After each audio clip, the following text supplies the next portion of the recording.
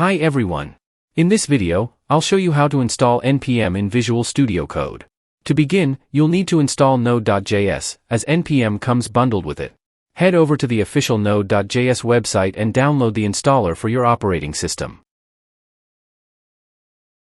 Since I'm installing it on Windows, you'll need to download the version suitable for your operating system. Once you've downloaded the installer, complete the installation process on your system.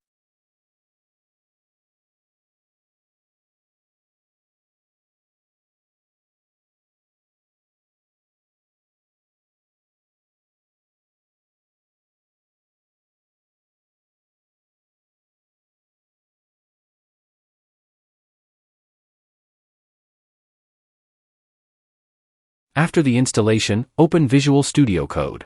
Then, open the integrated terminal by going to the Terminal menu and selecting New Terminal. Now, verify that Node.js is installed by typing node-v in the terminal and pressing Enter. This will display the version of Node.js installed on your system. Next, verify that NPM is installed by typing npm-v. This will display the version of NPM installed. That's it for this video. I hope you found it helpful. Bye bye.